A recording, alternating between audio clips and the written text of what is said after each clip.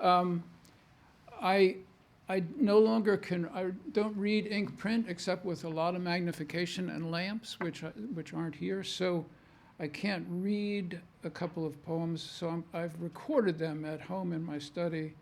And we're gonna, with Stephen's kind help, I'm gonna play them with my gadget here. So we'll see how that works.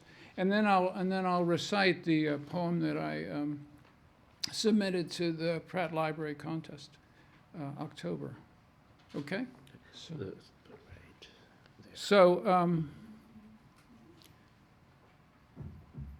this first poem is it's a poem about snow.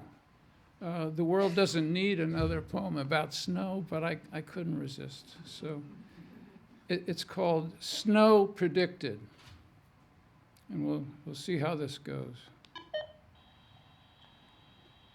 No matter what the forecast says about that approaching band of precipitation on the radar, isn't it just right that in real life it's only rain soaking the western counties?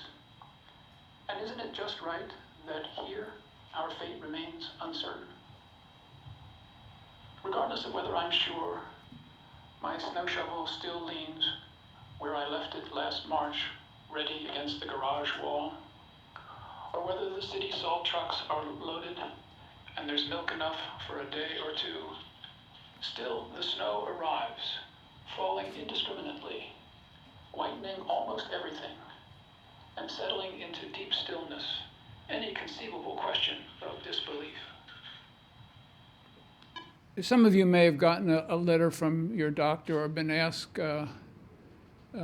as I was not so long ago, to provide for the doctor's file an advance directive saying what you'd like to have happen at the end of life. This poem grew out of responding to my doctor about this. It's called Unwritten Letters. Unwritten letters.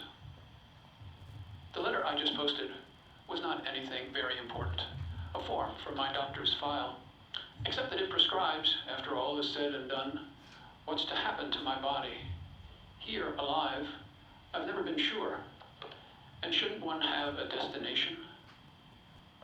I could have written a letter to you, saying that I was sorry not to be in touch, or to my daughter on the other coast, saying, my dear daughter, did I tell you you're terrific?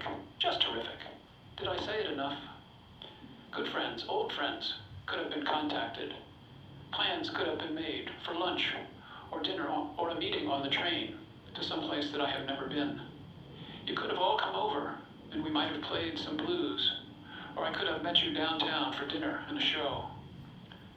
Forgiveness could have been asked for, or we could have laughed our way through a second bottle and not continued old arguments.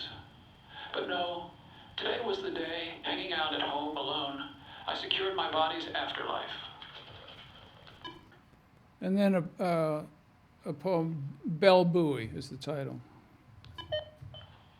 Something to steer for that's chained against the drift, tolling the permanence of motion, wind and wave indistinguishable, like this present and that past. It rises up and leans down each passing swell, its looming iron presence calling across a stretch of years, back to one late summer day when I was 10 and strong enough to swim way out where the sea is colder in its shadow, and its tolling, its endless tolling, would call me to open ocean and not the channel home. And then October. This poem has a word in it, fan dancers, which is probably clear from the context. But here in the poem, fan dancers, it's a fishing lure. It's a type of fishing lure. So if I can remember it, October. In the windy silence this afternoon, you and I spin cast at perch schooled in that tidewater cove. They aren't fooled.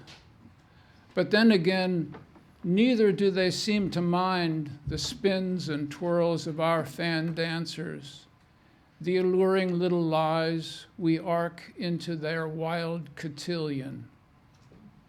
Hours pass, we hook not one of them. When I was just a boy, you said, the fish don't bite schooled up like that. They're readying to move on somewhere. We both know this, and yet we're here. It's not that you've died exactly on these October afternoons, but that you're just off casting, standing in the marshes on some other plain, with red maple leaves falling down from woods across a cove, and a ragged line of geese, a scribble on the leaden sky. And you and I casting from the dunes, hooked to a school, caught in a rhythm not our own, reeling away the afternoon.